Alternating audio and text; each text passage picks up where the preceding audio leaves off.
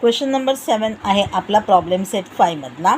Find coordinates of the circumcentre of a triangle whose vertices are -3 1 0 -2 and 1 3. मग आपण आता पॉईंट्सला नावं लिहून घेऊया. A, B and C are vertices of triangle ABC and let P, X, Y be the circumcenter of a triangle. आता आपण P हा पॉईंटला काय पकडणार आहोत, सर्कमसेंटर आहे आणि त्याच्यामुळे त्याचे जे आपल्याला कोऑर्डिनेट्स आहेत ते आपण XY पकडलेले आहे. Therefore P is equidistant from ABC. म्हणजेच काय झालेलं आहे, PA² is equal to PB² is equal to PC². जे काही त्याच्यामध्ये डिस्टन्स आहे तो कसा येणार आहे, सारखा येणार आहे. PA² is equal to PB². आता PA म्हणजे आपण Pचे जे कोऑर्डिनेट्स पकडलेले आहेत ते आणि Aचे कोऑर्डिनेट्स दुसऱ्या ठिकाणी आपण लिहिणार आहोत Pचे कोऑर्डिनेट्स आणि Bचे कोऑर्डिनेट्स. बाय डिस्टन्स फॉर्म्युला आपण घेणार आहोत. x minus in the bracket -3 the whole square y -1 the whole square equal to x -0 square plus y -2 the whole square. आता x -3चं काय झालं, x +3 झालं.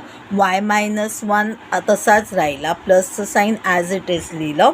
इन द सेकंड ब्रॅकेट काय झालं, x -0 द होल स्क्वेअर आहे. एक्समधून 0 minus झालेला आहे म्हणजे एक्सच राहणार आहेत. y -2 होतं म्हणजे काय झाला, y +2 द होल स्क्वेअर. आता आपण यांचे ब्रॅकेट्स ऑफ करून घेऊया आणि आपण x plus the whole square त्याचा आन्सर लिहून घेऊया. काय येईल, x². 3 2 जा 6 बरोबर आहे. आठवा x² प्लस काय येतं आपलं, x² plus 2x plus y² की x² plus 2xy plus y² बरोबर आहे. x² plus 2xy plus y². मग आपण तसंच करून घेतलेला, हा x आणि हा y आहे. मग x आणि 3 म्हणजे 3x आणि 3 2 जा 6 म्हणून 6x प्लस yचा स्क्वेअर म्हणजे 9 प्लस आता y -1 आहे म्हणजे इथे काय होईल, x² -2xy प्लस y. त्याप्रमाणे आपण लिहून घेतलेलं आहे. 1y आला म्हणजे y आला आणि y × 2 म्हणजे 2y आला म्हणून y² -2y आणि काय होतं त्याचा x² x -y the whole स्क्वेअरचा प्लस होता म्हणून हा +1 1चा स्क्वेअर 1च आहे. x² ॲज इट इज राहता y +2 द होल स्क्वेअरचं लिहून घेऊया. y² + 2y × 2 4y + 4. तुम्ही घरी जेव्हा प्रॅक्टिस कराल तेव्हा सगळे फॉर्म्युलेस लिहून आणि मग प्रॅक्टिस करा. डायरेक्ट तिकडे आन्सर तुम्हाला लिहायचं आहे, तिकडे वेळ फुकट घालवायचा नाही आहे. इथे प्रॅक्टिस केलेली असली की तिकडे तुम्हाला ते लिहायला सोपं पडेल, पटकन क्लिक होईल. हां, काय लिहायचं आहे. आता काय झालेलं आहे, x² y² x² y² cut होतील कारण काय आहे, हा x² ॲज इट इज राहिला तर हा इकडनं म्हणजे लेफ्ट हँड साईडकडून राईट हँड साईडकडून लेफ्ट हँड साईडकडे येईल तो काय होईल, मायनस होईल म्हणजे दोन्ही कट होतील. म्हणून आपण इथेच कट करून घेऊया. मग आता काय राहिलं इथे, 6x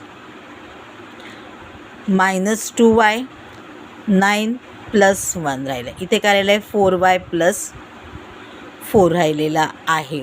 मग 9 + 1 काय होईल, 10 होईल. ओके, 6x -2y हा 4y जो आहे तो प्लसचा मायनस होईल म्हणजे -4y is equal to 4 as it is राहील आणि 9 + 1 काय झाला, -10 झाला. मग 6x 2y -2y -4y -6y 6x -6y is equal to 4मधून -10 गेले -6 राहिला. आता सगळीकडे 6x 6y 6 म्हणून आपण डिवायडेड बाय 6 केला. आन्सर काय आलं, x -y is equal to -1. हा आपला झाला सेकंड इक्वेशन.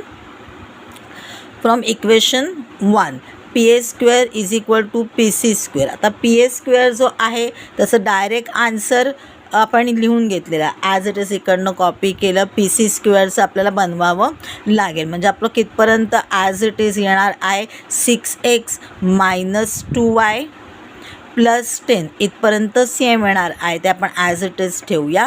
मग x minus 1 the whole square plus y minus 3 the whole square म्हणजे आपल्याला ओपन अप केल्यानंतर काय आन्सर येईल x square minus 2x plus 1 plus y square minus 6y plus 9.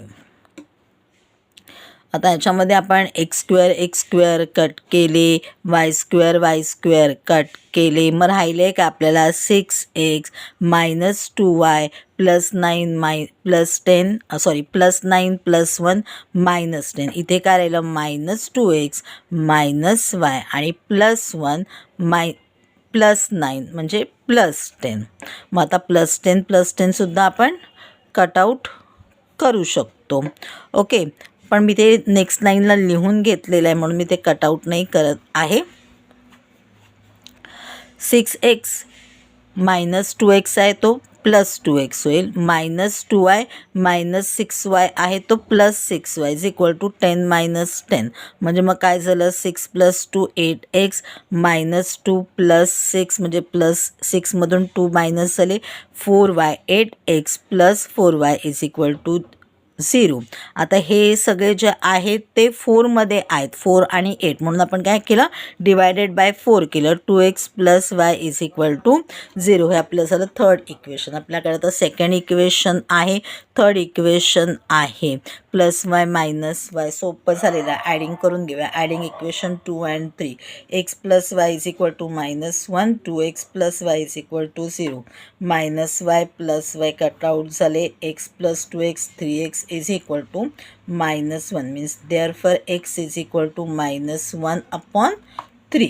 आता आपण काय करूया एक्सची जी व्हॅल्यू आहे ती आपल्या कुठल्या तरी इक्वेशनमध्ये टाकूया. Put x is equal to minus 1 upon 3 in equation 2. X minus y is equal to minus 1.